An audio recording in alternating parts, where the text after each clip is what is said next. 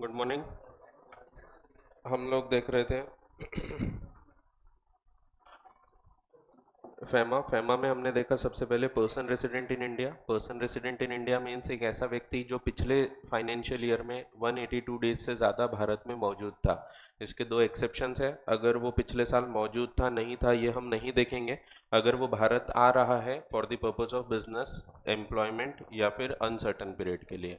वैसे ही अगर वो भारत से जा रहा है for any of the three purposes, इसके अलावा, सॉरी एक सेकेंड गड़बड़ हो गई। वो अगर भारत के बाहर जा रहा है इन तीन पर्पस के लिए, एम्प्लॉयमेंट, जॉब, एम्प्लॉयमेंट यानी जॉब होता है एम्प्लॉयमेंट, बिजनेस, वोकेशन या फिर अनसर्टन पीरियड, तो वो नॉन रेसिडेंट हो जाएगा। वैसे ही वो भारत आ रहा है इन तीन पर्पस के लिए तो रेसिडेंट, इन तीन के लिए नहीं आ रहा है तो नॉन रेसिडेंट। ठीक है, तो भारत आ रहा है, हो सकता है 365 दिन पूरा रहा लेकिन वो ये तीन पर्पस के लिए नहीं आया, तो हम उसको रेसिडेंट नहीं मानते। ठीक है, जैसे घूमने फिरने को आया है। वैसे ही हमने फिर इनके ट्रांजेक्शन्स देखना चालू किए। पहले सेक्शन 3 देखा। सेक्शन 3 रिस्ट्रिक्शंस लगाता है कि आप क्या नहीं कर सकते। ऑथराइज पर्सन के अलावा आप किसी और से डील नहीं कर सकते कोई भी ट्रांजेक्शन्स में, किसी के बिहाफ पे या किसी को पेमेंट नहीं कर सकते नॉन रेसिडेंट को। वैसे ही बाहर से पेमेंट ले नहीं सकते जब तक ऑथराइज पर्सन के थ्रू नहीं लेंगे। साथ ही साथ एक इनवर्ड रेमिटेंस का डॉक्यूमेंट आपको होना ज़रूरी होता है। एंड हवाला ट्रांजेक्शन्स नहीं कर सकते, ऐसे ट्रांजेक्शन जिसमें किसी के राइट्स क्रिएट हो रहे हैं भारत के बाहर, तो ये ट्रांजेक्शन्स अलाउड नहीं रहेंगे। फिर हमने देखा था सेक्शन 4, ये ब्लैंकेट रिस्ट्रिक्शन लगाता है कि आप फॉरेन करेंसी रेसिडेंट हैं अगर आप, तो आप foreign currency, foreign exchange securities ये सब अक्वायर, होल्ड, पोजेस नहीं कर सकते। साथ ही साथ इमूवेबल प्रॉपर्टी भारत के बाहर आप नहीं खरीद सकते। पहले तो रिस्ट्रिक्शंस लगे हैं, फिर आगे हम देखेंगे धीरे धीरे इसमें अलाउ किया है। सेक्शन 5 देखा था हमने, करंट अकाउंट ट्रांजेक्शन समझा था। अब इसके ऊपर फिर से और चर्चा करना है। कैपिटल अकाउंट पे वैसे चर्चा करना है अब, तो अभी अपन इसको फिर से रिवाइज नहीं करते। शेड्यूल 1 देखा हमने। शेड्यूल 1 पहले तो मना करता है आप क्या क्या नहीं कर सकते। करंट अकाउंट के ऐसे ट्रांजेक्शन्स जो प्रोहिबिटेड हैं, दैट मीन्स आपको ये करना अलाउड नहीं है। इसमें सबसे पहले था लॉटरी वाले जो ट्रांजेक्शन्स होते हैं वो आपको अलाउड नहीं रहेंगे। लॉटरी के विनिंग्स को भी, उसको भी विड्रॉ नहीं कर सकते आप, बाहर लेके नहीं जा सकते। उसी प्रकार से लॉटरी के खरीदने के जो पैसे हैं उसके लिए भी फॉरेन एक्सचेंज नहीं मिलता, तो लॉटरी ट्रांजेक्शन एक हो जाता। दूसरा, राइडिंग, रेसिंग या कोई और इस प्रकार की हॉबी, इसके पैसे को आप भारत के बाहर रेमिट नहीं कर सकते। वैसे ही बैंड या प्रिस्क्राइब्ड मैगजीन्स हो गए, स्वीप स्टेक्स हो गए, फुटबॉल पूल्स हो गए या इसके जैसे और भी कोई चीज़, इनके पैसे को आप भारत के बाहर नहीं ले जा सकते। अगर आपने गुड्स बेचा, सर्विसेज दिए, उसके बदले इक्विटी इन्वेस्टमेंट आया है और फॉरेन करेंसी नहीं आई है, तो इस ट्रांजैक्शन पे कमीशन आपको पे करना अलाउड नहीं रहेगा, जिसमें इक्विटी इन्वेस्टमेंट मिला है आपको किसी इंडियन कंपनी के होली ओन सब्सिडरी या जॉइंट वेंचर से। उसी प्रकार से जिनको डिविडेंड बैलेंसिंग की रिक्वायरमेंट है उनको डिविडेंड का पैसा जो भारत के बाहर का है, जितना फॉरेन एक्सचेंज हमने अर्न किया वो आप ले जा सकते हो, बट जो भारत से आपने कमाया है उसको ले जाने के लिए कोई फॉरेन एक्सचेंज आपको नहीं मिलता। वैसे ही जो रुपी स्टेट क्रेडिट रूट है, इसमें भी क्योंकि हमारे पास पैसा नहीं आता, सिर्फ क्रेडिट नोट आता है, तो इसके लिए भी जो ब्रोकर है उसको ट्रांजेक्शन में आप कमीशन नहीं पे कर सकते इन फॉरेन करेंसी। ऐसा नहीं है कि आप ये नहीं कर सकते, बट फॉरेन करेंसी नहीं मिलेगा, आप कोई और प्रकार से कमीशन पे करो ये चलेगा। ठीक है, फिर उसी प्रकार से हमने देखा ये अलाउड है कि अगर आप टी और टोबैको को एक्सपोर्ट कर रहे हैं और आपका इनवॉइस वैल्यू का 10% तक के आप कमीशन दे रहे हैं तो ये अलाउड रहेगा। ये एक एक्सेप्शन है, बाकी जनरल रूल है कि कमीशन का पेमेंट आप नहीं कर सकते अगर रुपी स्टेट क्रेडिट रूट से कोई एक्सपोर्ट हुआ है तो। कॉलबैक सर्विसेज का आप पेमेंट नहीं कर सकते in foreign currency. Interest income जो नॉन रेसिडेंट की एक स्पेशल रुपये अकाउंट में अर्न हो रहा है उसको भारत के बाहर ले जाने को फॉरेन करेंसी नहीं मिलेगा, क्योंकि भारत का पैसा है, भारत के अकाउंट में वो अर्न कर रहा है। फिर कुछ ऐसे ट्रांजेक्शन जिसमें prior approval of the government of India लगती है, जैसे कि कल्चरल टूर्स अगर आप ले जाना चाहते हैं तो यहाँ पे मिनिस्ट्री ऑफ एचआरडी की आपको अप्रूवल लगेगी, department of education and culture की। फिर फॉरेन प्रिंट मीडिया में अगर कोई स्टेट गवर्नमेंट या कोई पब्लिक सेक्टर अंडरटेकिंग एडवर्टाइजमेंट कर रही है, एडवर्टाइजमेंट का अमाउंट $10,000 के ऊपर जा रहा है और वो ये तीन चीज़ से रिलेटेड नहीं है, ये तीन चीज़ अलाउड है। जैसे कि अगर आप टूरिज्म के लिए एडवर्टाइज कर रहे हैं ये अलाउड रहेगा, फॉरेन इन्वेस्टमेंट को बुलाने के लिए एडवर्टाइज कर रहे हैं, ये अलाउड रहेगा, या इंटरनेशनल बिडिंग ऑक्शन के रूप की कोई चीज़ कर रहे हैं, वो अलाउड रहेगा। बाकी चीज़ों के लिए अलाउड नहीं है। बाकी चीज़ों के लिए अगर आपको करना है तो फिर पहले परमिशन लेना पड़ेगा। ऐसा नहीं है एकदम अलाउड नहीं है, पहले अप्रूवल लगेगा, फिर आप ये कर सकोगे। सो ministry of finance, department of economic affairs की आपको अप्रूवल लगती है। फिर मिनिस्ट्री ऑफ सरफेस ट्रांसपोर्ट की अप्रूवल लगती है।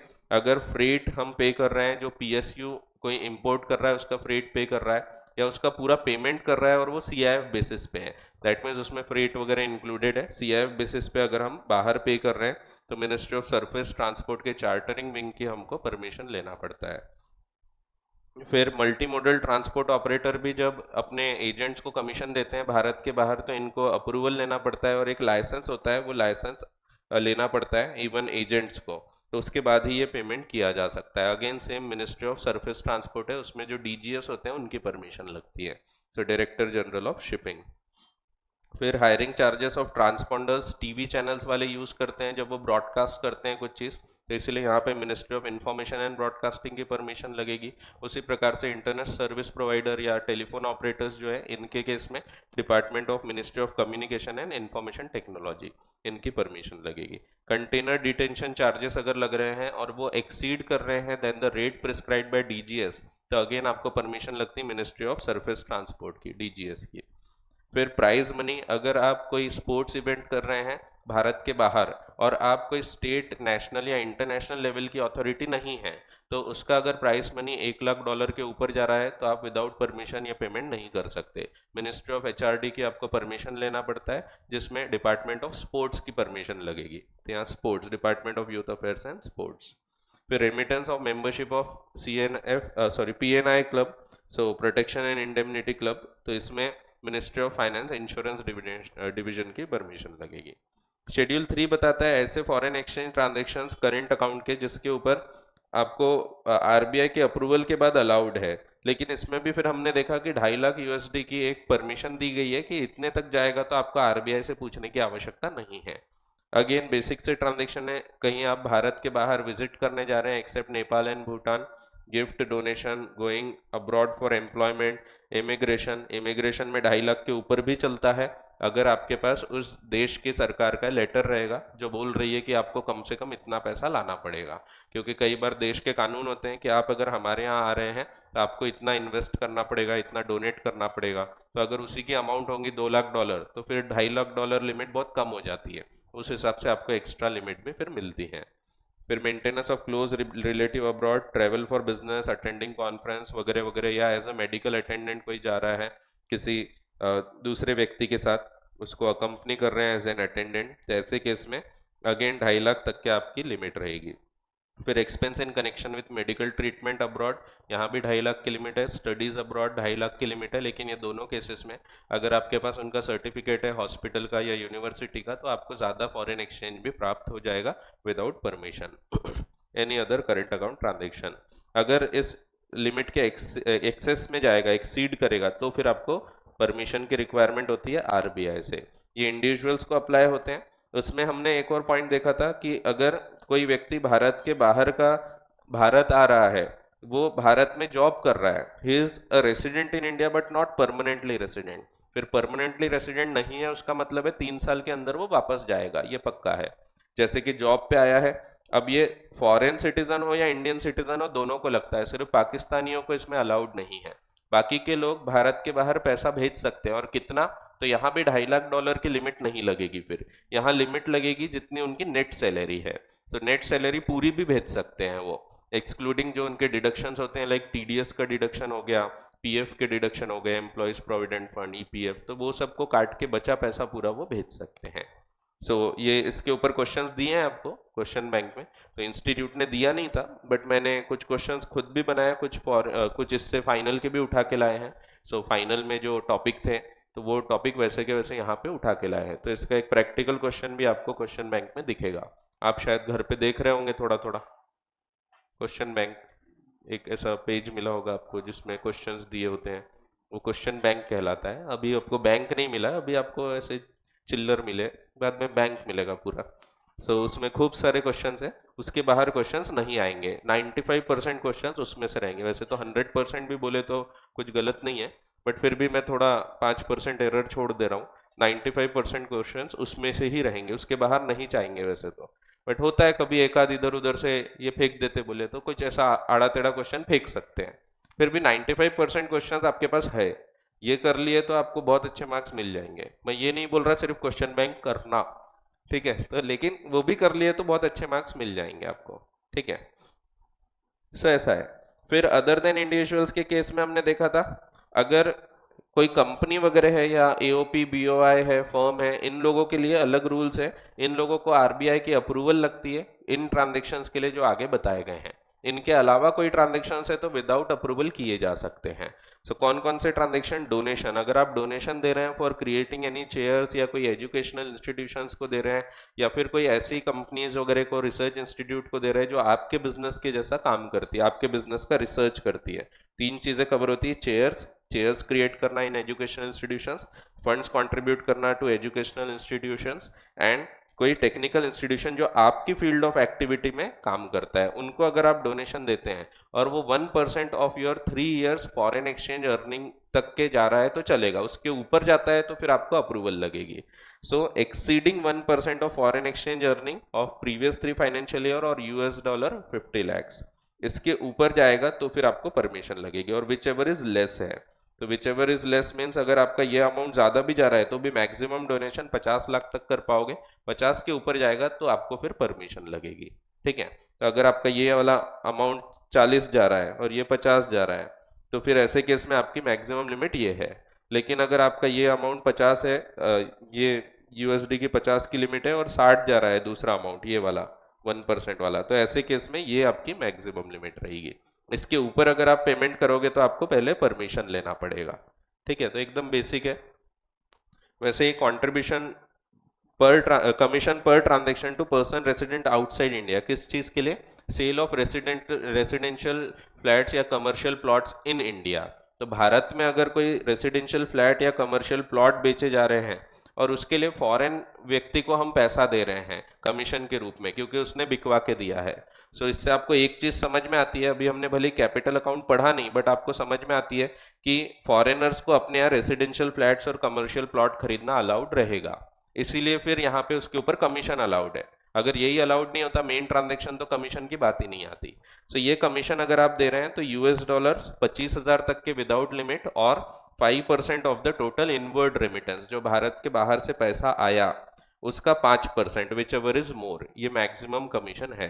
दैट मीन्स आपका 25,000 ये एक हो गया, और समझो भारत के बाहर से जो पैसा है उसका 5% आता है 30,000, तो आपकी लिमिट हो गई 30,000। 30,000 तक के आप अगर पेमेंट करोगे तो कोई परमिशन की आवश्यकता नहीं है, ठीक है। विच एवर इज मोर है यहाँ पे, सो दोनों जगह फर्क है, यहाँ पे विच एवर इज लेस था, यहाँ विच एवर इज मोर है, ठीक है।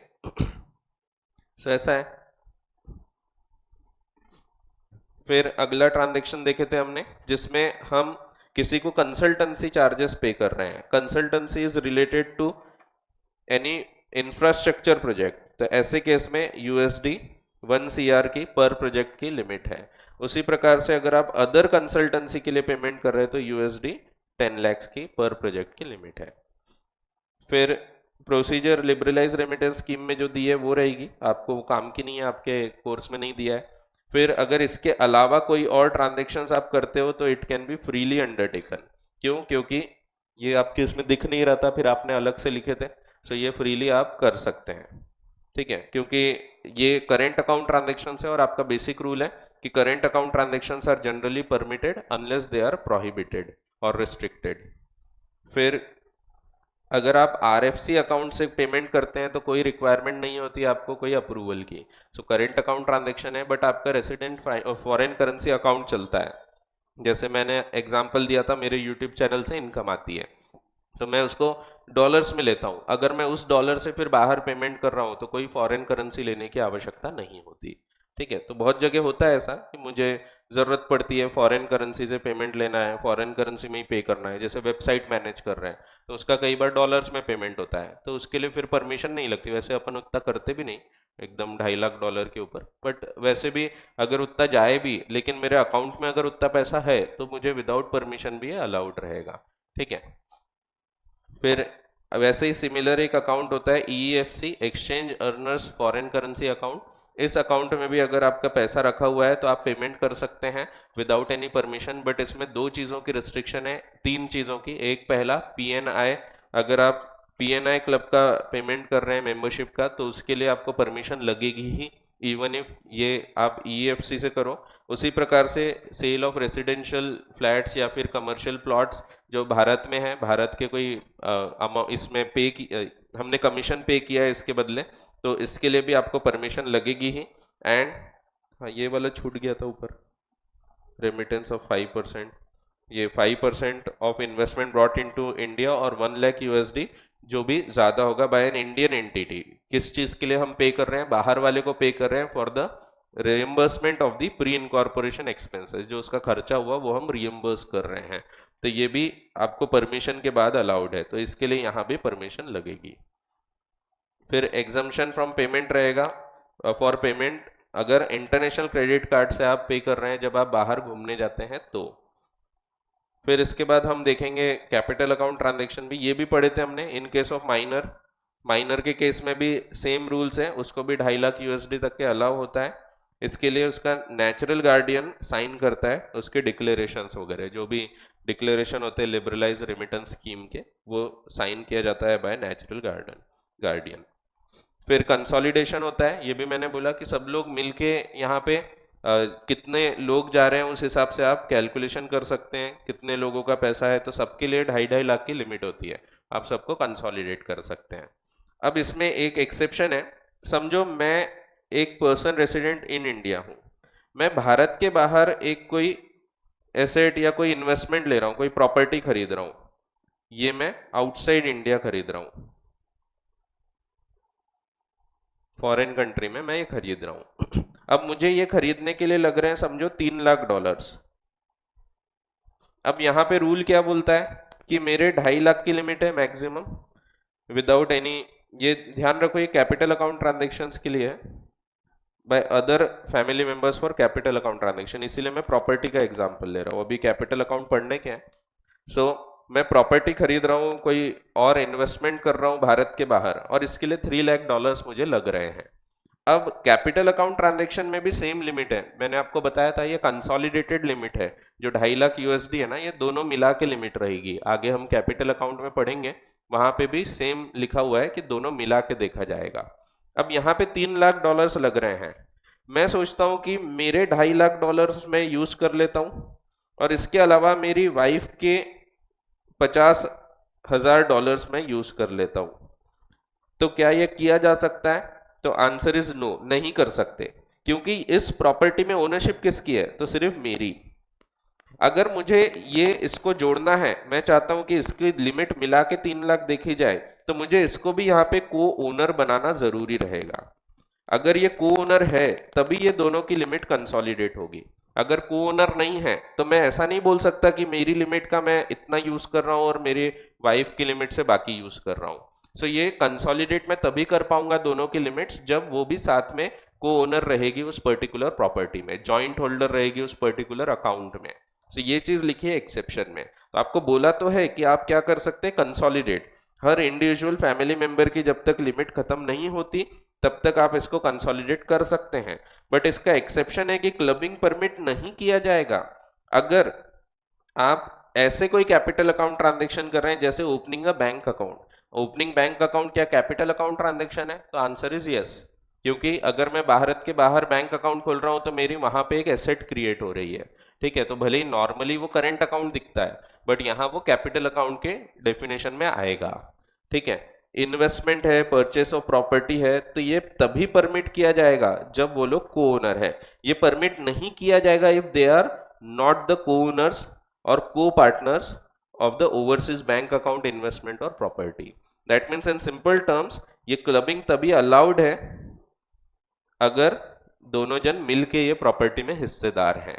अगर मैं खुद के नाम से प्रॉपर्टी ले रहा हूँ और बोल रहा हूँ कि मैं अपने बेटी के इनकम, बेटी के जो अमाउंट है वो भी क्लब करूंगा, तो ये अलाउड नहीं रहेगा। सो उसको जब तक मैं को ओनर नहीं बनाता, ठीक है। तो अब पढ़ के देखो, अभी समझ जाएगा आपको।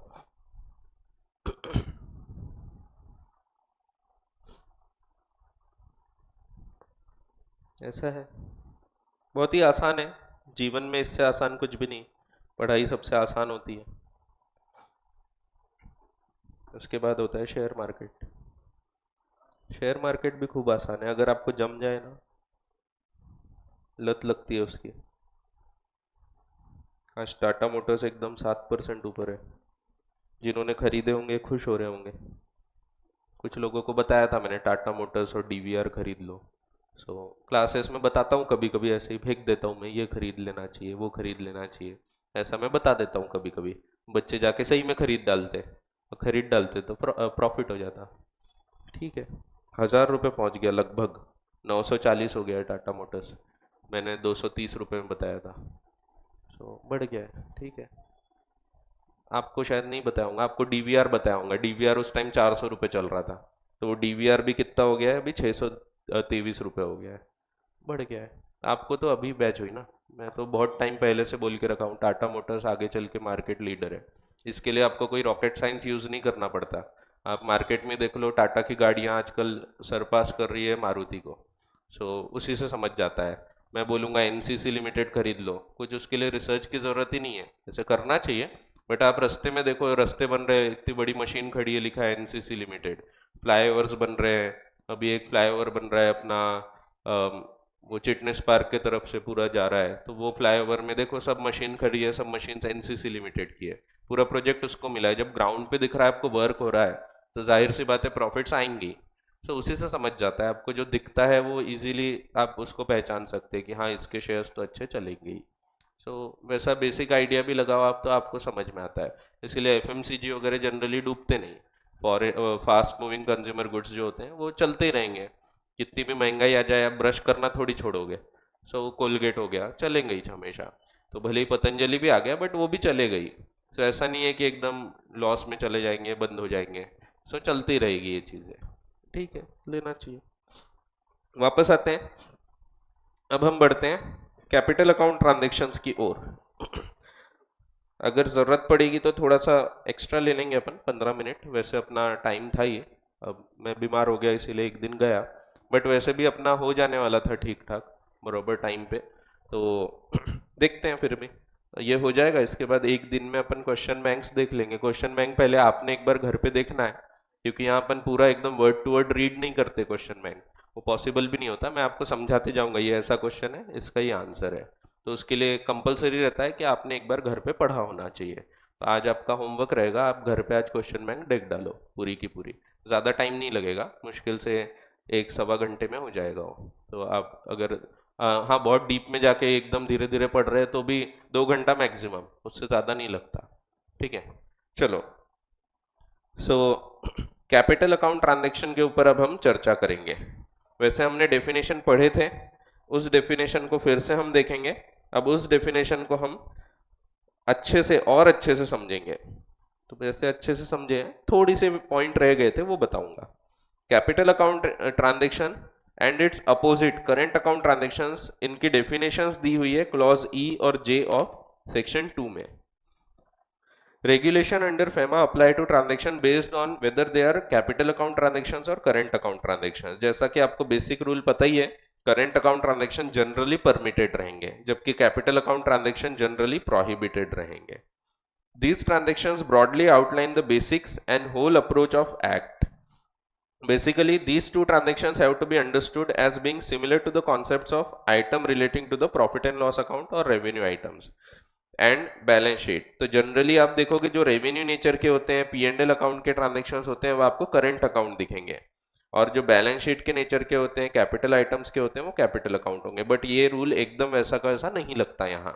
ज़्यादातर केस में लग जाएगा, बट कुछ कुछ जगह नहीं भी लगेगा।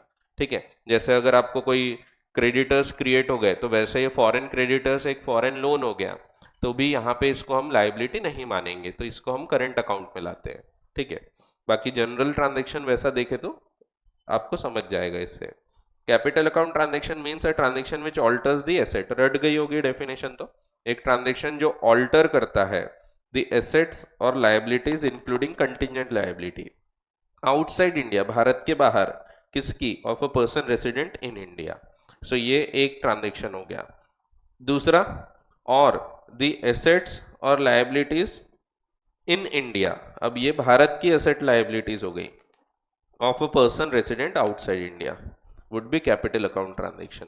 इसके आगे जो लिखा था कि 6(3) में जो दिए हुए हैं ये भी कैपिटल अकाउंट में आते हैं, अब इसका कोई रेलेवेंस नहीं है, इसलिए हम अगर ये नहीं भी लिखते हैं तो चलेगा। रेलेवेंस इसीलिए नहीं है क्योंकि 6(3) को हटाया गया है, उसकी जगह 6(2)(a) लाया है। सो 6(3) एक सेक्शन हुआ करता था, तो सेक्शन 6 में 7 सब सेक्शंस हैं, उसमें से 6(3) को हटा दिया था और वो हटा के 2(a) लाया है, वो हम समझेंगे। अब एक मैं रीजन बताता हूं जो आपको कहीं लिखा नहीं मिलेगा, बट आप लॉजिक से सोचो और कहीं एग्जाम में भी पूछेगा नहीं। कंटिजेंट लाइबिलिटीज ये सिर्फ रेसिडेंट इन इंडिया के लिए जोड़ रहे हैं हम, लेकिन रेसिडेंट आउटसाइड इंडिया के लिए नहीं जोड़ रहे हैं। ऐसा क्यों? आप थोड़ा अगर दिमाग लगाओगे तो आपको खुद को भी समझ जाएगा। सोच के देखो, एक व्यक्ति है, भारत में रहता है, रेसिडेंट इन इंडिया है, समझ गया? समझोगे कुछ? अगर ये व्यक्ति भारत के बाहर कोई कंटिजेंट लायबिलिटी भी पे कर रहा है, तो यहां पे अगर उसको पे करना पड़ेगा ये, दैट मीन्स उसको फॉरेन करेंसी ये रिक्वायर्ड रहेगा फॉर पेमेंट, तो इसके लिए इसको पैसा लेने की आवश्यकता रहेगी सरकार से। लेकिन वहीं अगर हम बात करते हैं एक पर्सन रेसिडेंट आउटसाइड इंडिया की, अगर भारत के बाहर का व्यक्ति है, हम बोल रहे हैं उसकी कंटिजेंट लायबिलिटी इन इंडिया है, तो इसका मतलब है अगर उसकी कंटिजेंट लायबिलिटी भारत में है तो वो तो हमारे लिए कंटिजेंट एसेट हो गई, उसकी अगर लायबिलिटी है तो हमारे लिए तो वो एसेट हो गई। तो इसीलिए अपने को कंटिजेंट लायबिलिटी वर्ड यहां लिखने की आवश्यकता नहीं है, यहां सिर्फ एसेट लायबिलिटीज है। आप चाहो तो कंटिजेंट एसेट लिख सकते हो, बट जनरली हम उसको लिखते नहीं। सो अगर कंटिजेंट लायबिलिटी हम रेसिडेंट आउटसाइड इंडिया की बोले तो उसकी लायबिलिटी अपने लिए, भारत के लिए तो एसेट होगी, तो इसीलिए अपने को उसमें फॉरेन एक्सचेंज को कोई पे करने की आवश्यकता नहीं पड़ती। सो वो वाले को नॉर्मली एसेट में कवर कर लेते, इसीलिए अलग से यहाँ कंटिजेंट लायबिलिटी नहीं लिखा है।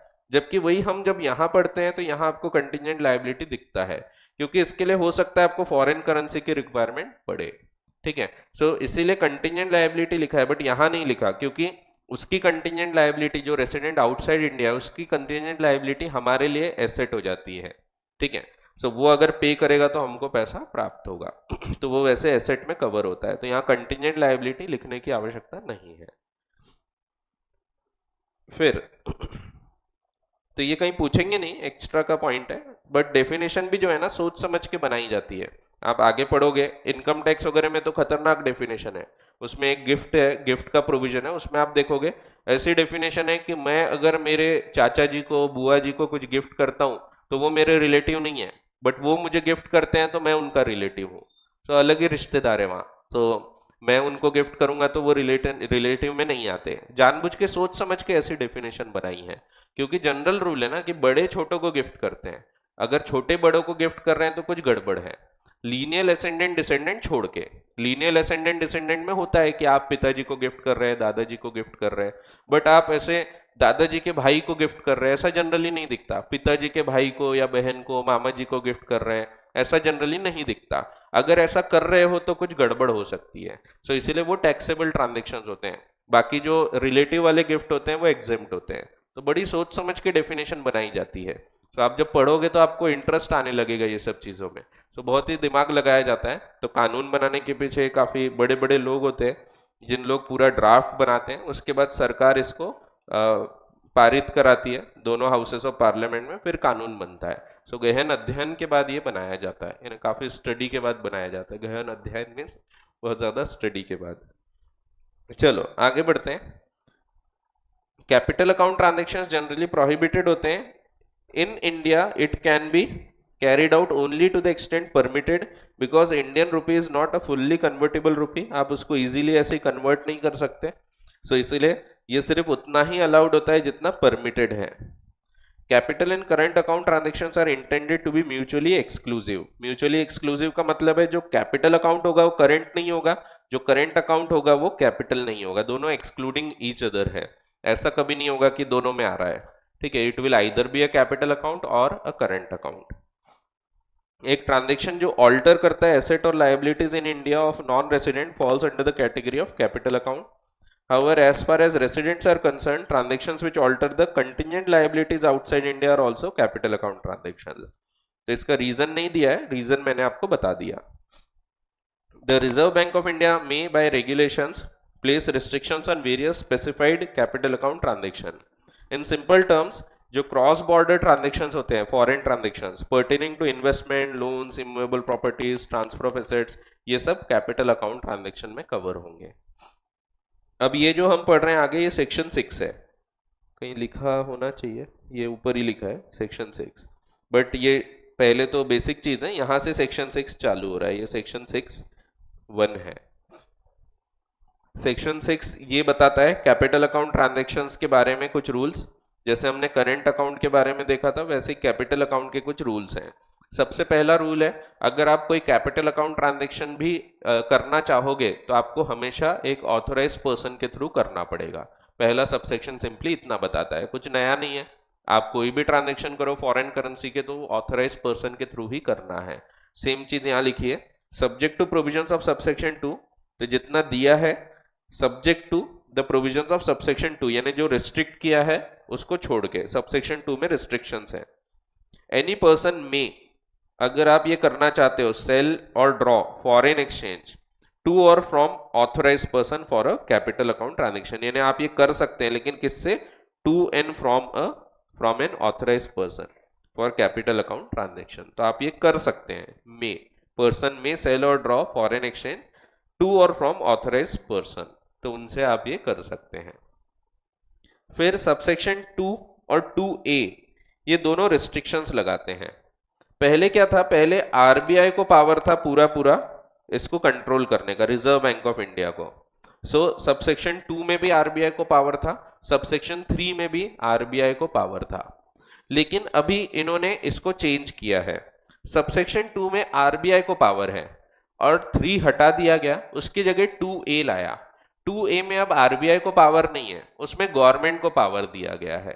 सो थोड़ा चेंज किया गया था, बट कोई मेजर उससे इम्पैक्ट नहीं पड़ता, क्योंकि जब आरबीआई कोई रूल्स बनाएगी ना, रेगुलेशंस बनाएगी, आरबीआई को रेगुलेशन बनाने के पहले कंसल्ट करना है with the central government. So RBI को जो भी रेगुलेशन बनाना है पहले इन कंसल्टेशन विद सेंट्रल गवर्नमेंट, वो पहले उन लोग सलाह मशवरा करेंगे, उसके बाद फिर वो लोग रूल्स रेगुलेशंस बना सकते हैं. और जो 2A में दिया हुआ है कि सेंट्रल गवर्नमेंट जब रूल्स बनाएगी, उसमें लिखा है सेंट्रल गवर्नमेंट जब रूल्स बनाएगी तो वो आरबीआई से सलाह मशवरा करेगी. सो आरबीआई को पहले बताएगी, इन कंटेम्पलेशन विद, उनके साथ, उनके नॉलेज के साथ आप ये रूल्स बना सकते हो. तो दोनों केसेस में आप जब भी कोई कार्य करोगे तो आपको एक दूसरे से सलाह मशवरा करना है, तो कंसल्टेशन लेना है जब भी ऐसे कोई भी रूल्स बनेंगे तो. सो आरबीआई को पावर दिया है टू स्पेसिफाई ऐसे capital account transactions which are permitted and उनके relevant limits and terms and conditions. तो इसमें लिखा है कौन से परमिटेड हैं, कौन से परमिटेड नहीं है. आरबीआई को पावर दिया है, ये कानून में आया था फाइनेंस एक्ट 2015 में, लेकिन ये अप्लाई हुआ है 2019 से. 2019 से पावर्स ट्रांसफर हुए हैं, क्योंकि टाइम लगता है रूल्स वगैरह बनने के, तो उसके लिए ये जो डेट इंस्ट्रूमेंट से रिलेटेड ट्रांजैक्शंस है ना, वो आरबीआई के कंट्रोल में आते हैं, और जो नॉन डेट इंस्ट्रूमेंट्स है, इक्विटी वगैरह, वो कंट्रोल में आते हैं गवर्नमेंट के. यहाँ पे क्लियरली नहीं लिखा है, बट मैं आपको पढ़ के बताता हूँ. By finance act 2015, powers for capital account transaction for non debt instrument, जो नॉन डेट वाले हैं यानी इक्विटी वगैरह के नेचर के, ये ट्रांसफर हो चुके हैं अब सेंट्रल गवर्नमेंट को. और इसके लिए एक नया अमेंडमेंट लाया है, इसके लिए 2A लेके आए हैं एक. ऐसा नहीं होगा, ये ऐसा होगा, सेक्शन 2 6 2A 2A, ये 2A लेके आए हैं, बड़ा A है, ठीक है. तो ये 2A जो है, इसमें सेंट्रल गवर्नमेंट को पावर है, लेकिन इन कंसल्टेशन विद रिजर्व बैंक. वैसे ही जब आरबीआई को पावर है तो आरबीआई भी इन कंसल्टेशन विद सेंट्रल गवर्नमेंट. ये एक्चुअली यहां से सेक्शन चालू हो रहा है, ये 6(2) है. द रिजर्व बैंक में in consultation with central government specify ऐसे कैपिटल अकाउंट ट्रांजेक्शंस जिसमें डेट इंस्ट्रूमेंट संबंधित है, जो परमिसिबल है, पहली चीज. फिर उसकी लिमिट कितने फॉरेन एक्सचेंज उसमें एडमिसिबल रहेगा फॉर सच ट्रांजेक्शन, एंड तीसरी चीज any conditions which may be placed on such transaction. Same चीज लिखी है सेक्शन 6(2)(a) में। द सेंट्रल गवर्नमेंट में क्या लिखा होगा उसमें, the central government may in consultation with RBI specify any class or classes of capital account transaction involving non debt instrument, वहां नॉन डेट लिखा होगा, which are permissible, the limits up to which foreign exchange shall be admissible and any condition which may be placed on such transaction. So 2A जो लिखा है बाद में, इसमें आप देखोगे वैसे ही रूल, वैसे ही वर्ड्स लिखे हैं। Central government may in consultation with reserve bank prescribe any class or classes of capital account transactions not involving debt instrument, क्योंकि डेट का पावर है आरबीआई को, डेट के अलावा जो इंस्ट्रूमेंट्स होंगे उसका पावर है सेंट्रल गवर्नमेंट को, which are permissible, the limits up to which foreign exchange shall be admissible for such transaction and any conditions which may be placed on such transaction। ठीक है, so ऐसा है 2 और 2A। so ये सिर्फ बताता है कौन से ट्रांजेक्शन्स हैं जिसमें आरबीआई का पावर है।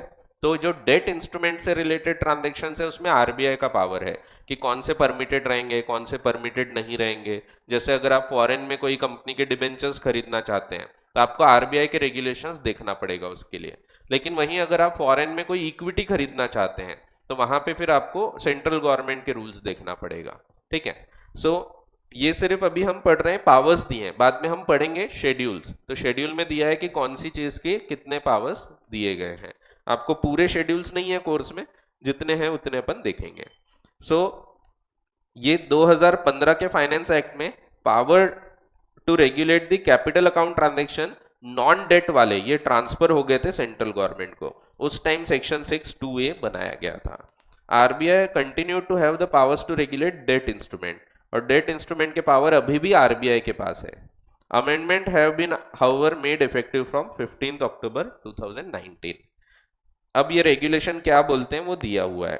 तो सेक्शन 6(2) बोलता है आरबीआई में, वैसे लिखा है आरबीआई बनाएगा, लेकिन लिखा है इन कंसल्टेशन विद सेंट्रल गवर्नमेंट, ऐसे ट्रांजेक्शंस जो कैपिटल अकाउंट के हैं बट डेट इंस्ट्रूमेंट के, उसकी वो कौन से परमिसिबल है, उसकी लिमिट्स कितनी है, एंड कोई कंडीशंस अगर उस पर लगाना है तो वो। प्रोवाइडेड आरबीआई और central government shall not impose restriction on drawal of foreign exchange for payment due on account of amortization of loans or for depreciation of direct investment in ordinary course of business. इसको हम अलग से पढ़ेंगे, यहाँ proviso दिया है but इसको हम अलग से पढ़ेंगे। ये दो चीज के ऊपर रिस्ट्रिक्शंस नहीं लगाए जा सकते।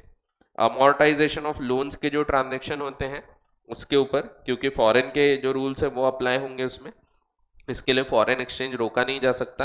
And for depreciation of direct investment, so कोई इन्वेस्टमेंट डिप्रिशिएट हो रहा है और उधर के कानून के हिसाब से उसका पैसा आपको भरना पड़ता है, तो उसके लिए भी फॉरेन एक्सचेंज आपको अलाउड रहेगा। इसके ऊपर सरकार रूल्स लगा ही नहीं सकती, रेगुलेशंस बना ही नहीं सकती। तो ये दो चीज़ को प्रोहिबिट नहीं कर सकते, तो सरकार भी नहीं कर सकती, ना ही आरबीआई कर सकती है।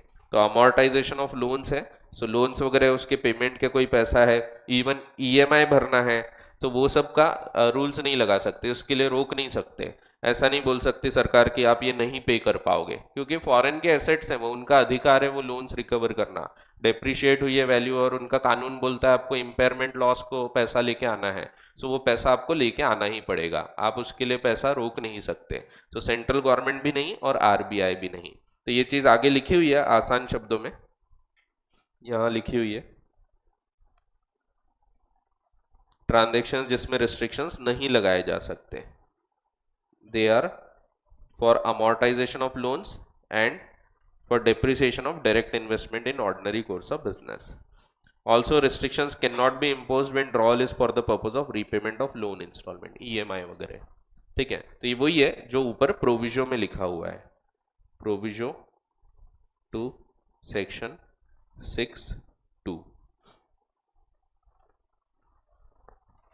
तो अपनी बुक में पहले बेयर एक्ट की लैंग्वेज है, फिर आगे वही आसान शब्दों में लिखा हुआ है।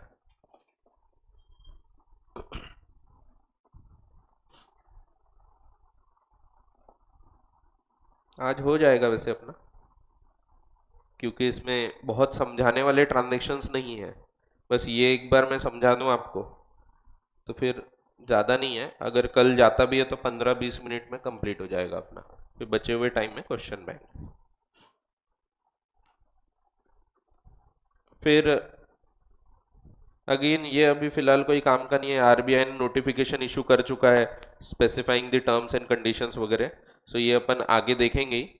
For investment by Indian resident outside India, RBI continues to have power to regulate the transaction for equity and debt. तो ये अभी कोई काम का नहीं है, इसको आप स्किप कर सकते हैं। इसमें वैसे भी आपको ये सेक्शन 6 पे क्वेश्चन नहीं आएंगे, मेन इसके जो शेड्यूल्स हैं उस पे क्वेश्चन आएंगे।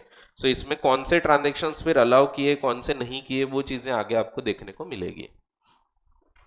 सो 2A क्या बोलता है, सिमिलर है, सिर्फ बोला है central government may in consultation with RBI prescribe any class or classes of capital account transaction जो डेट इंस्ट्रूमेंट इन्वॉल्व नहीं करते, विच आर परमिसिबल, जो परमिट किए गए हैं, उसकी limit up to which foreign exchange shall be admissible in such transaction and any conditions which may be placed on such transaction. So वही है जैसा ऊपर लिखा है, आप वर्ड्स देखो बिल्कुल सेम वर्ड्स आपको देखने को मिलेंगे। ठीक है, सिर्फ यहाँ RBI in consultation with CG है या CG in consultation with RBI है। ठीक है, यहाँ पे डेट इंस्ट्रूमेंट है या नॉन डेट है, बाकी सब कॉपी पेस्ट है। सेंट्रल गवर्नमेंट ने भी नोटिफिकेशन इशू किया है, अगेन ये पढ़ने की जरूरत नहीं। सो ये जैसे यहाँ लिखा है कि आरबीआई ने नोटिफिकेशन इशू किया, उसी प्रकार से यहाँ पे सेंट्रल गवर्नमेंट ने भी नोटिफिकेशन इशू कर चुका है। 2019 के पहले जब ये 2A अप्लाई नहीं हुआ था, ये वाली डेट, इसके पहले तक के 3 चलता था, और वो 3 में आरबीआई को पावर था, आरबीआई रेगुलेट करता था, बट अब ये हटा दिया है, ये लिस्ट अब डिलीट हो चुकी है। और इसीलिए जो आपको कैपिटल अकाउंट ट्रांजेक्शन में एक डेफिनेशन में लिखा हुआ आता है, and it also includes, capital account transaction includes transaction specified in section 6(3), अब उसका कोई रिलेवेंस ही नहीं है, भले डेफिनेशन में अभी भी वो लिखा है, बट उसका रिलेवेंस ही नहीं बचा, क्योंकि 6(3) हैज नाउ बीन रिपील्ड, वो हट चुका है, हट गया है, तो अब यहाँ कुछ स्पेसिफाई किया हुआ नहीं है। ठीक है, वो नहीं भी लिखते तो भी वैसे वो कवर होता ही है। फिर अब सबसेक्शन 4 ये किससे डील करता है, अगर मैं इसको आसान शब्दों में बता दूं, सो आप चाहो तो अलग से बना भी सकते हैं। 6(1) डील करता है कि आपको डील करना है कैपिटल अकाउंट ट्रांजेक्शन के लिए, डील करना है with deal with authorised person, deal through authorised person. So capital account transaction भी आप अगर डील कर रहे हैं तो एनी पर्सन में deal in capital account transaction through authorised person. फिर 2 क्या बोलता है, 2 बोलता है RBI in consultation with CG can prescribe, वो रूल्स बना सकते हैं, स्पेसिफाई कर सकते हैं capital account transactions for debt instrument जो परमिटेड हैं। दूसरी चीज, वो इसकी लिमिट लगा सकते हैं, ये फर्स्ट चीज। दूसरी चीज लिमिट, और तीसरी चीज उसकी कंडीशंस। कई बार हो सकता है कंडीशनल अप्रूवल हो, तो वो कंडीशंस क्या रहेगी वो सब। ठीक है, 2A की बात करें तो 2A क्या बोलता है, central government in consultation with RBI, ये कैपिटल अकाउंट ट्रांजेक्शंस बता सकता है, कौन से, नॉन डेट वाले जो कि परमिटेड हैं,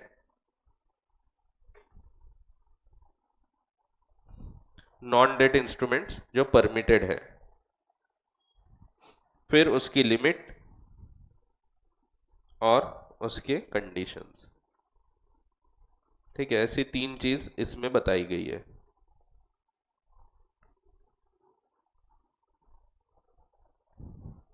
फिर 3 डिलीट हो गया है, रिपील हो गया है, ओमिट हो गया है।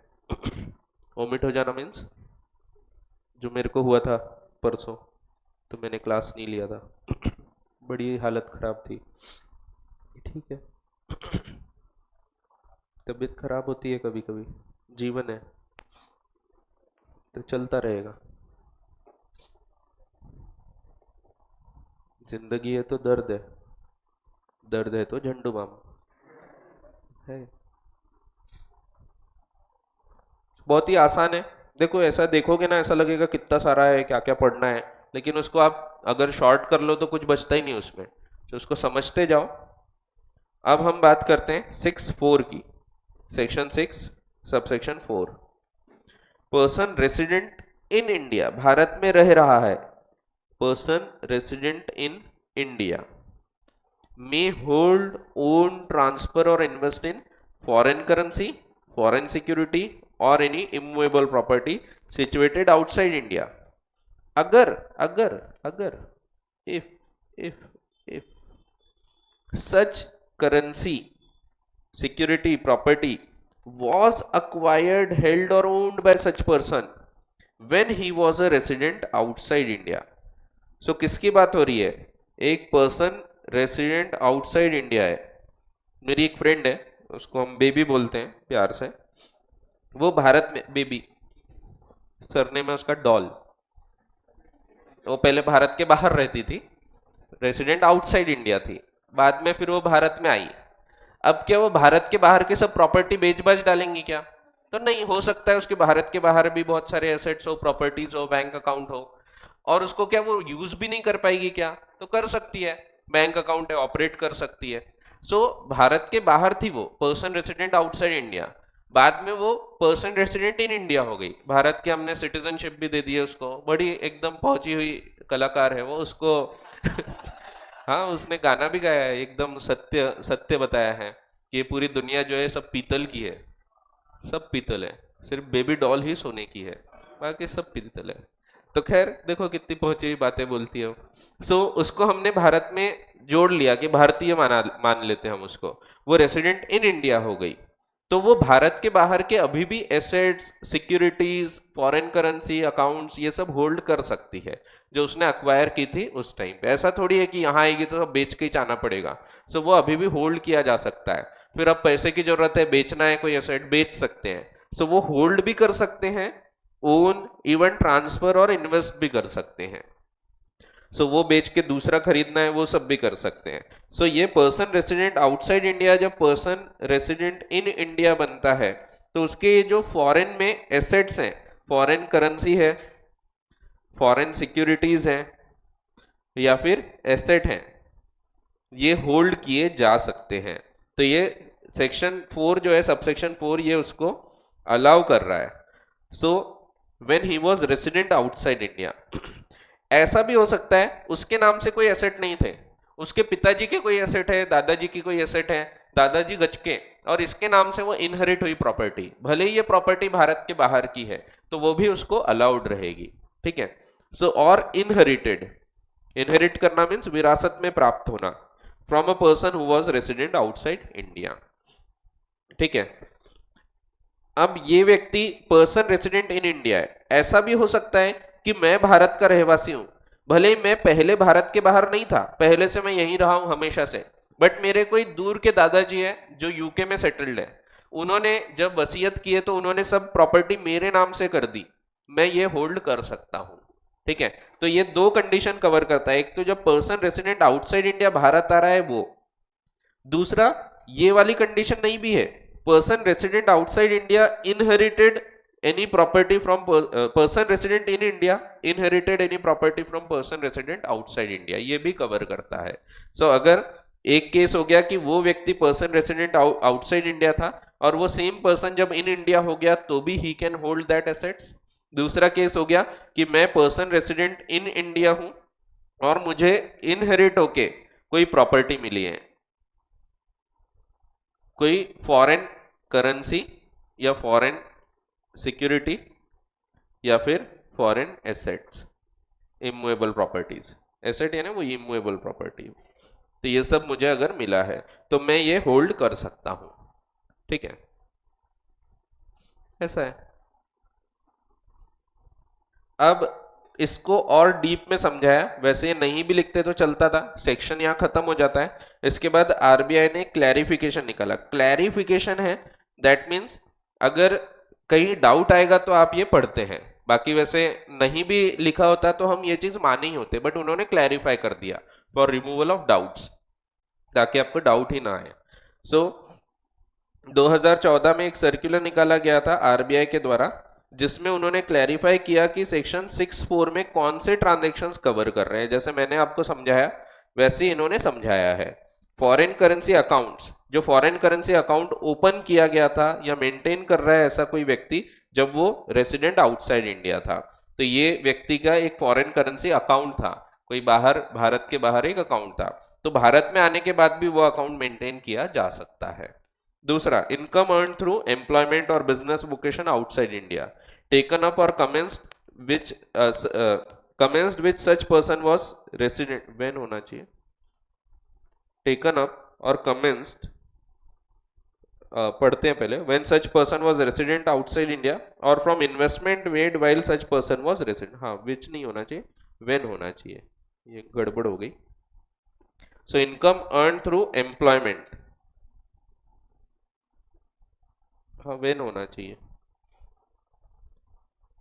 business or vocation outside India taken up or commenced when such person was resident outside India or from any investment made while such person was resident outside India or from gift or inheritance। अब ये चीजें clarify की कि हमने word use किया inherit करना, तो क्या गिफ्ट नहीं चलेगा क्या, तो क्लैरिफाई कर दिया गिफ्ट वगैरह भी चल जाएगा, गिफ्ट्स वगैरह भी अलाउड है, ठीक है। फिर foreign exchange including any income arising therefrom, conversion and replacement और अक्रूवल टू द सेम, जैसे मेरी एफडी है, एफडी में कोई इनकम अक्रू हो रही है, इनकम रिसीव हो रही है, फॉरेन की एफडी है, तो वो भी अलाउड रहेगा। Held outside India by person resident in India, acquired by way of inheritance from a person resident outside India।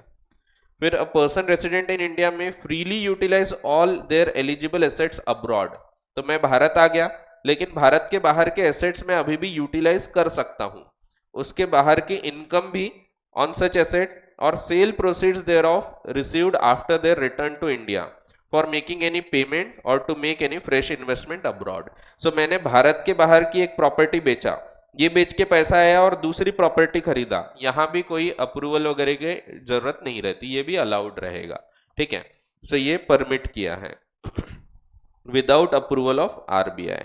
सो इसके लिए कोई अप्रूवल नहीं लगेगा। अगर मैंने एक एसेट बेचा, समझो मेरी एक प्रॉपर्टी थी, ये प्रॉपर्टी मैंने बेच दिया, ये बेच के एक दूसरी प्रॉपर्टी खरीदा, मैंने एक समझो गोल्ड खरीद लिया, गोल्ड भी प्रॉपर्टी है, तो ऐसे केस में अगर भारत के बाहर भी खरीदा हुआ है तो ये अलाउड रहेगा without any approval of Reserve Bank, provided the cost of such investment and any subsequent payment received thereof are met exclusively out of funds forming part of eligible asset held by them and transaction not in contravention to the extent of FEMA provision, extent ई आना चाहिए।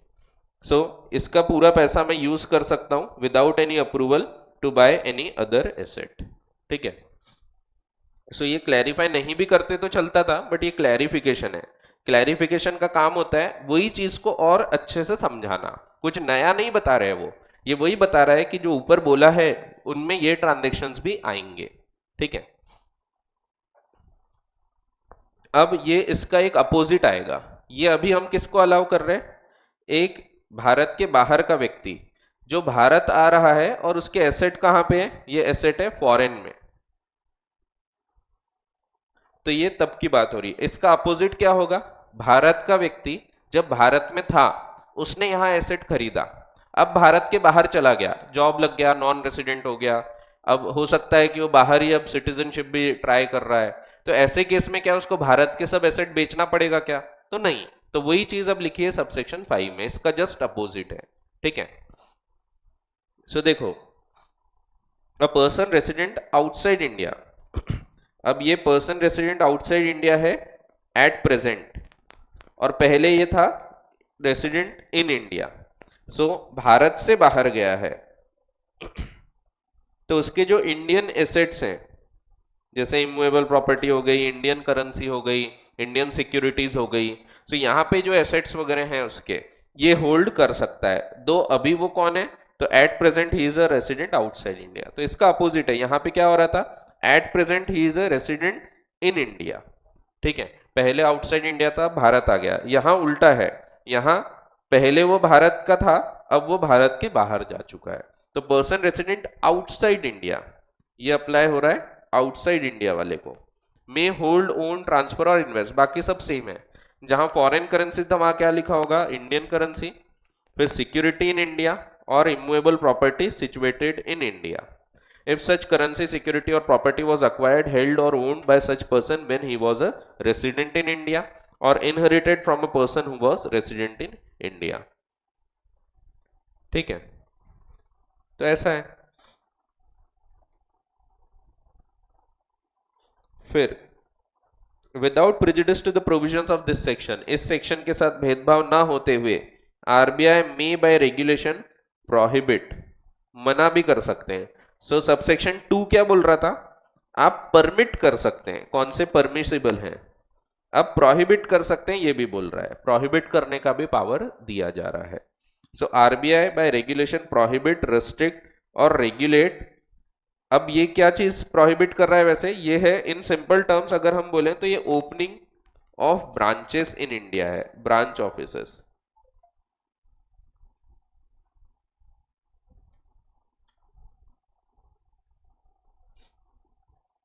इसके लिए आपको permission लगती है, in simple terms अगर हम बोले तो इसके लिए आरबीआई से परमिशन लेना पड़ता है। अगर भारत के बाहर का कोई व्यक्ति भारत में कोई प्लेस ऑफ बिजनेस चालू कर रहा है, ब्रांच चालू कर रहा है, एजेंसी ऑफिस चालू कर रहा है, तो आरबीआई से परमिशन लेना पड़ता है। इससे रिलेटेड पूरे रेगुलेशंस बनाए हुए हैं। So establishment in India of a branch office or any other place of business by a person resident outside India for carrying on any activity relating to such branch. तो opening of branch office in India है, ये कोई काम का नहीं। For the purpose of this section the term debt instrument shall mean such instrument as may be determined by central government in consultation with RBI.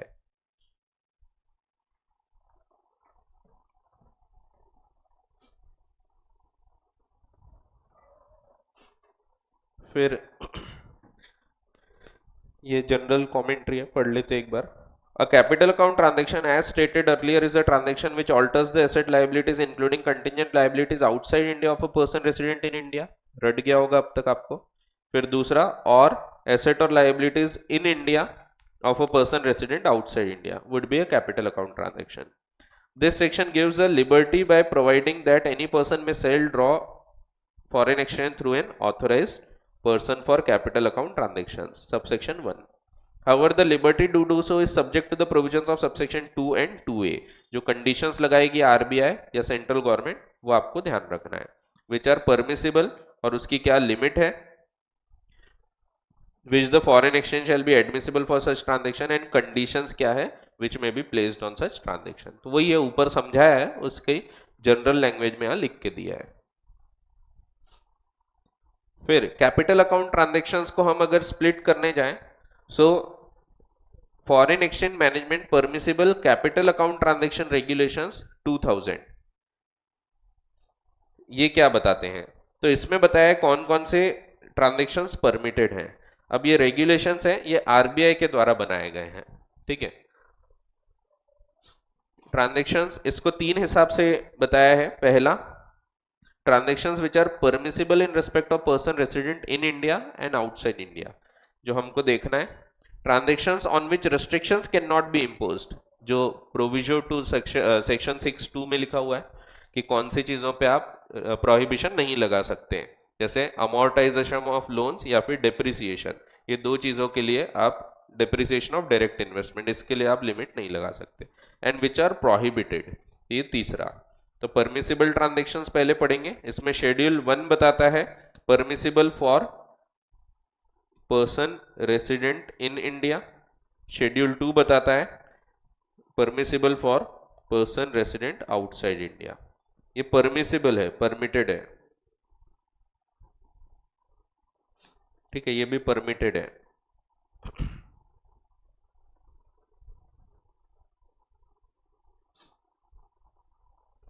फिर कौन सा prohibited है, ये तो रेस्ट्रिक्शन लगा ही नहीं सकते, दैट मीन्स ये फ्रीली परमिटेड है।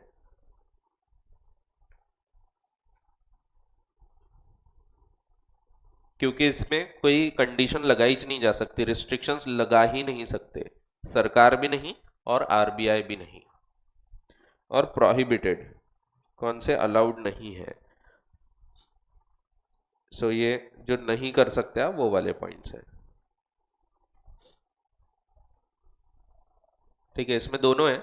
इसमें बी वाला जो क्लॉज आता है ये सिर्फ पी आर ओ आई को लगता है, पढ़ते हैं अपन एक एक इंडिविजुअल एक एक देख के। ये पी आर ओ आई को लगता है सिर्फ।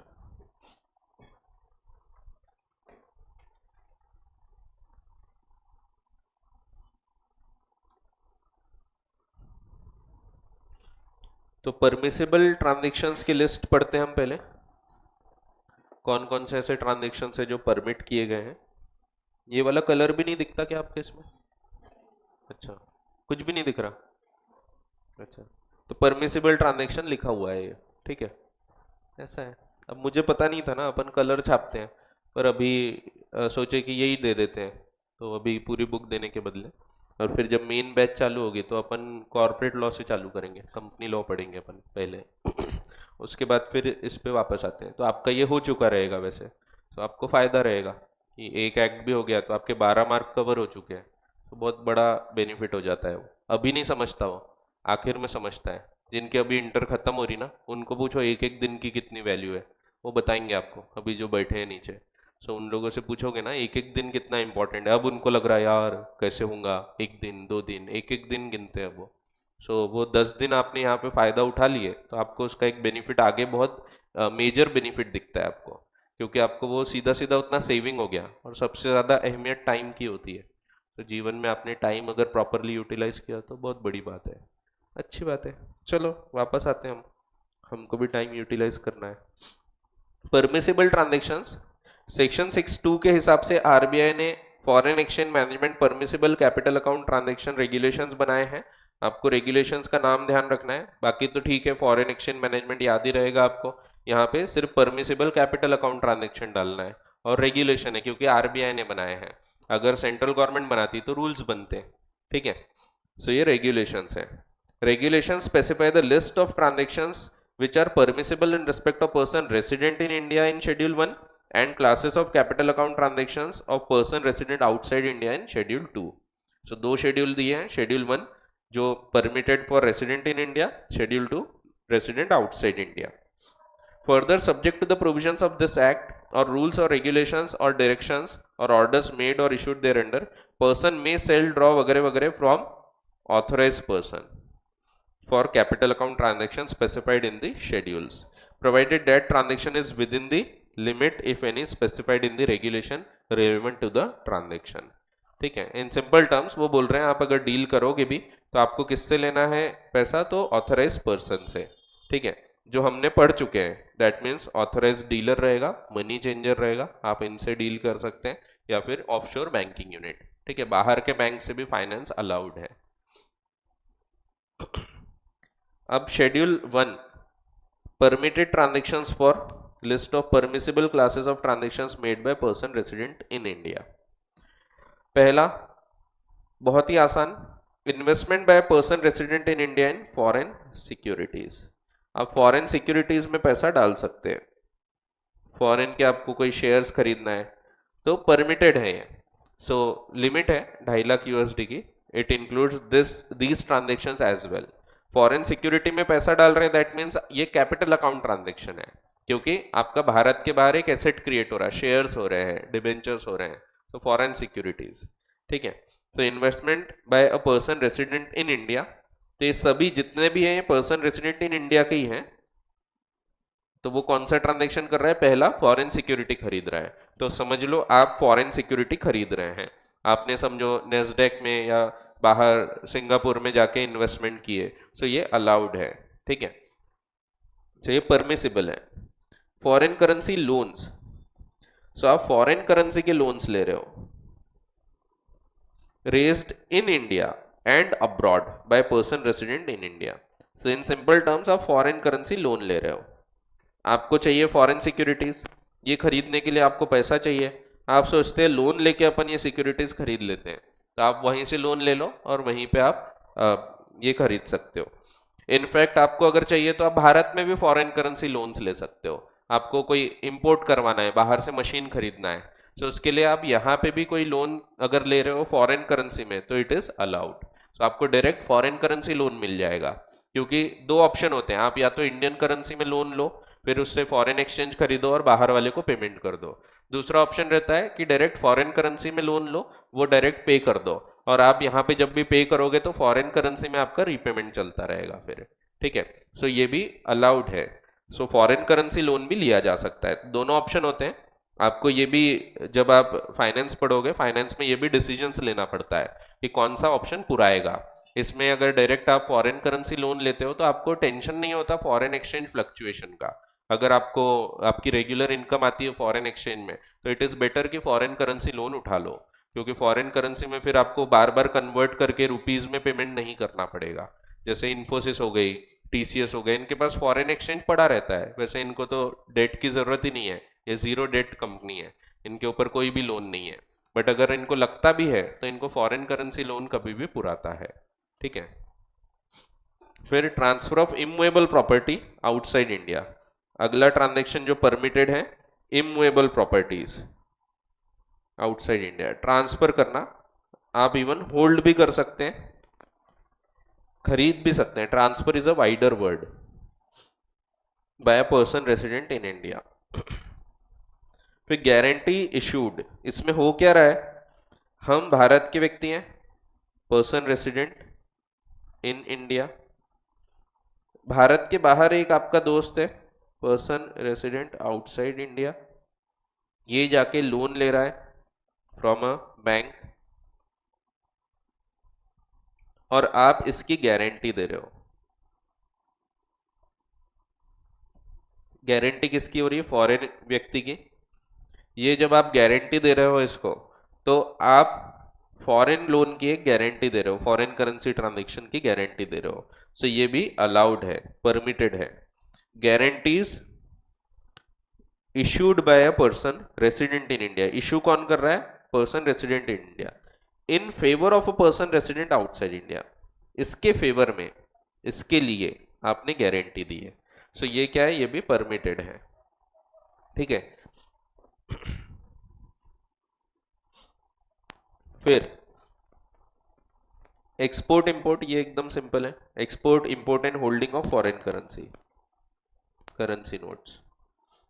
फिर लोन्स एंड ओडी भी लिए जा सकते हैं, loans and overdraft, borrowing bye person resident India from a person resident outside India. ठीक है, सिंपल है।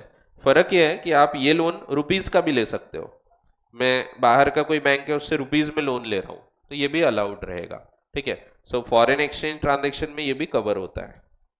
फिर maintenance of foreign currency accounts in India, so ये तो हमने पढ़ा ही कि भारत में आप फॉरेन करेंसी अकाउंट खोल सकते हैं, जैसे रेसिडेंट फॉरेन करेंसी अकाउंट है, exchange earners foreign currency account है, एंड आप भारत के बाहर भी अकाउंट खोल सकते हो bye person resident in India. ठीक है, आप चाहते हो यूएस में डॉलर्स का अकाउंट खोल लो, वो भी कर सकते हो आप। ठीक है, फिर taking out of insurance policy, insurance निकाल सकते हो आप bye person resident India from an insurance company outside India. Bharat के बाहर की एक कंपनी है, मुझे लग रहा है कि भारत की कंपनी से ज़्यादा अच्छा है वो वाली कंपनी का क्लेम सेटलमेंट। बाहर की कंपनी है, वो बहुत अच्छा क्लेम सेटलमेंट दे देती है, जैसे कि समझो AX से है। सो अभी तो वैसे भारत में भी ये लोग मिलके काम करते हैं, जैसे बहुत सारे हैं वो दूसरों के साथ मिलके भारत में काम कर रहे हैं इंश्योरेंस वाले। सो जैसे टाटा AIA होता है, तो AIA AIG ये बाहर की कंपनीज है, वो टाटास के साथ मिलके काम कर रहे हैं। ठीक है, सो मैं लेकिन सोचता हूँ मैं टाटा AIA के बदले डायरेक्ट AIA से ले लेता हूँ इंश्योरेंस। सो मैं बाहर की कंपनी से इंश्योरेंस लेना चाहता हूँ क्योंकि मुझे उसके प्रीमियम ज़्यादा सही लग रहे हैं, उसका क्लेम सेटलमेंट अच्छा है, तो ये भी अलाउड रहेगा। सो मैं यहाँ पे फॉरेन करेंसी में पेमेंट करूंगा प्रीमियम का और वहाँ से पॉलिसी लूंगा। सो मैं USD में भी अपनी पॉलिसी ले सकता हूँ। मुझे लगता है कि ये रुपीज़ में नहीं लेते अपन, एकदम US डॉलर्स में पॉलिसी लेते हैं, तो मैं इंश्योरेंस ले सकता हूँ। ठीक है, so taking out of insurance policy bye person resident in India from an insurance company outside India. फिर लोन्स एंड, ये लोन्स एंड ओवरड्राफ्ट कौन सा था, ये लोन्स एंड ओवरड्राफ्ट जो हम ले रहे हैं from a person resident outside India, ये लोन और ओवरड्राफ्ट हम दे सकते हैं बाहर वाले को देना। सो ये लोन्स अवेल्ड है, ये हमने लिया है और ये हमने ग्रांट किया है। हमने दिया है, तो ये लोन्स एंड एडवांसेस हमारे एसेट हैं, ये लाइबिलिटीज हैं। ठीक है। So loans and overdraft by a person resident in India to a person resident outside India.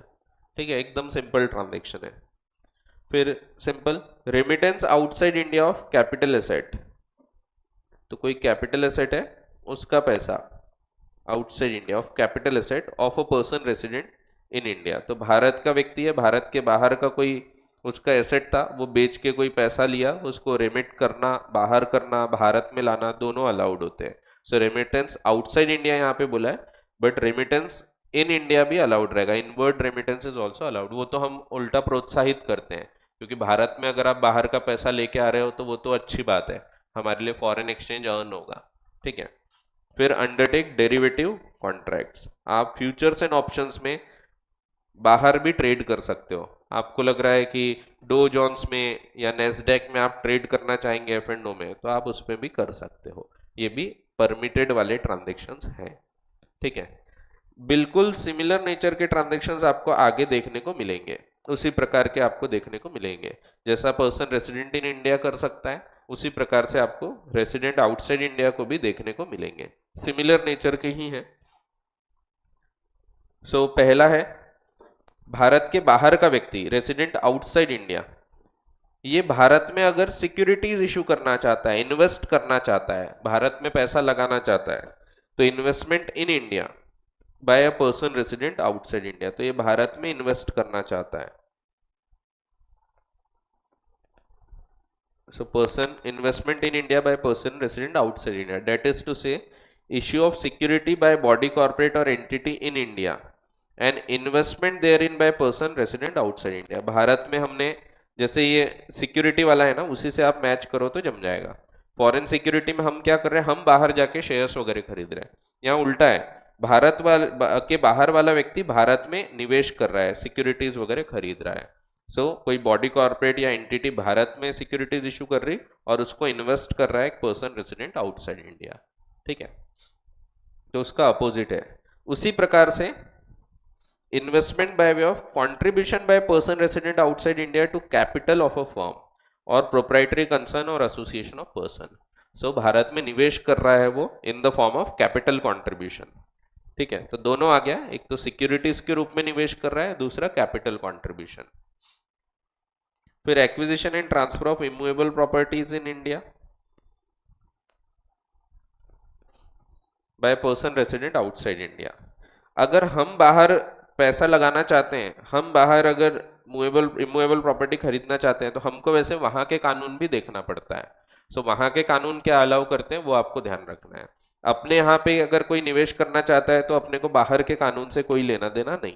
Acquisition and transfer of immovable property in India, ये भारत में हो रहा है bye person resident outside India. ये जितने भी ट्रांजेक्शन है ये पर्सन रेसिडेंट आउटसाइड इंडिया के द्वारा किए जा रहे हैं। गारंटी, सो गारंटी मीन्स दूसरे की आंटी, अपनी आंटी, गारंटी नहीं, ऐसा नहीं है। सो गारंटी मीन्स, तो गारंटी यानी जो जैसे ये श्योरिटी सिक्योरिटी का ट्रांजैक्शन था, ये इसका अपोजिट रहेगा। इसमें हमने गारंटी दी है, हमने इसके बिहाफ पे गारंटी दी है। अब उल्टा होगा, बाहर वाला व्यक्ति भारतीय व्यक्ति की गारंटी देगा।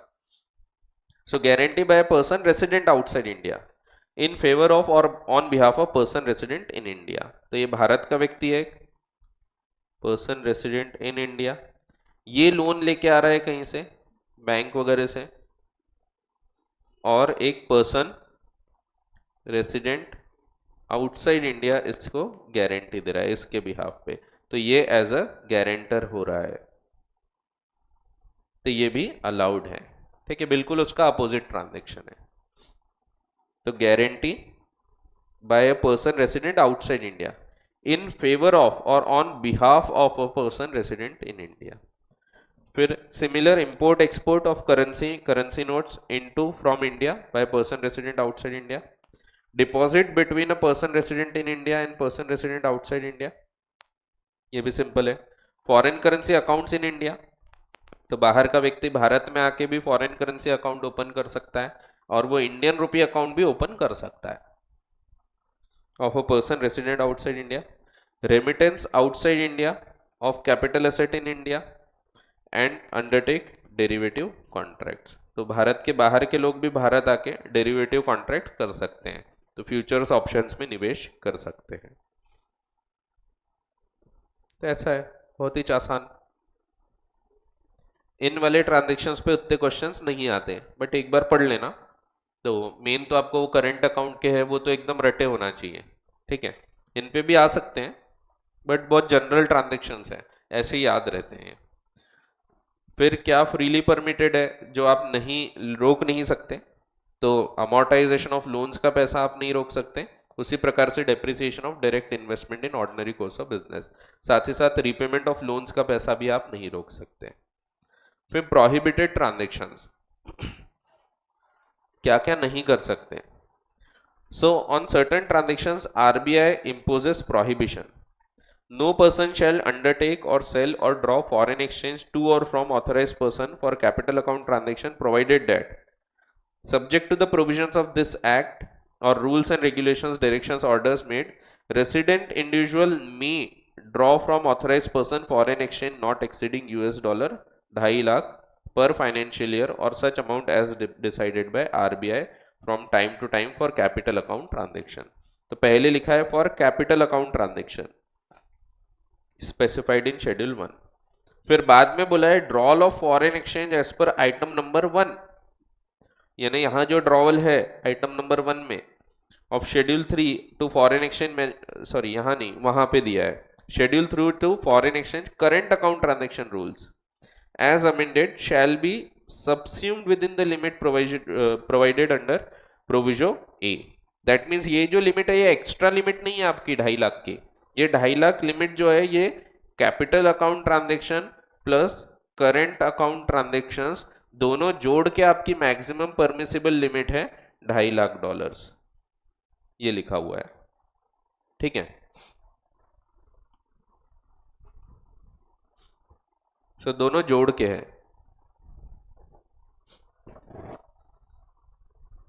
ठीक है। तो ये शेड्यूल 3 में आपने जो देखे थे, शेड्यूल 3 में अपन ने करेंट अकाउंट ट्रांजैक्शंस में देखे थे,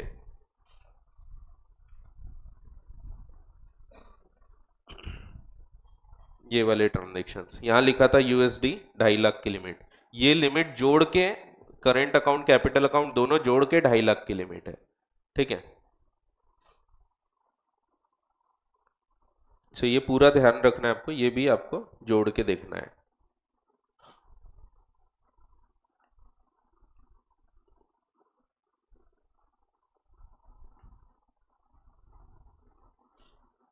फिर where drawal of foreign exchange exceeds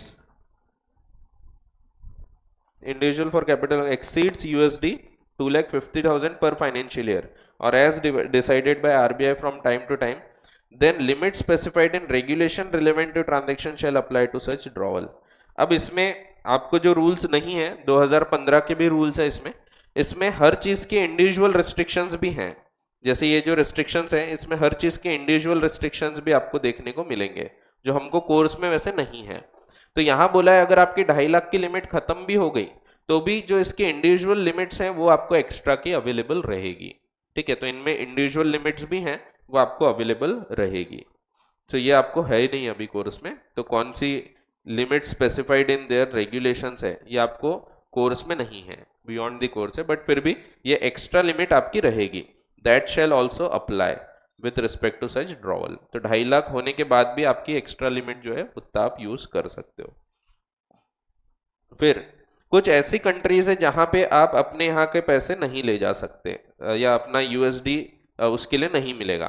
provided further that no part of foreign exchange of USD 2.5 lakh drawn under proviso A shall be used for remittance directly or indirectly to countries notified as non-cooperative countries and territories by financial action task force. So ऐसी जो देश हैं उनके साथ आप deal नहीं कर सकोगे जिनको हम नॉन कोऑपरेटिव कंट्रीज बोलते हैं, जैसे कि स्विस बैंक है, तो स्विस बैंक वगैरह वालों के साथ एग्रीमेंट होता है कि वो किसी को भी डिटेल नहीं देते, तो ऐसी जगह पे हमने पैसा नहीं लगाना है, ये इलीगल है, लोग रखते हैं पैसा बट ये इलीगल है, तो ऐसी जगह पे आप पैसा नहीं रख सकते, उसके लिए आपको फॉरेन एक्सचेंज वगैरह नहीं मिलेगा। फिर यहाँ पे रोक देते हैं अपन, अगले क्लास में कर लेंगे, इतना कि कर देते खत्म। वैसे इसको थोड़ा टाइम लगेगा, ये जो है थोड़ा आगे समझाने वाले पॉइंट्स हैं, ये भले ही दिख रहे हैं 5 पॉइंट, बट इसको थोड़ा सा टाइम लगेगा। चलो इसके बाद का पॉइंट बता देता हूँ, इतना सा पढ़ लो। अरे बहुत ही बकवास है, क्लॉज सी और डी एग्जाम में नहीं पूछेंगे।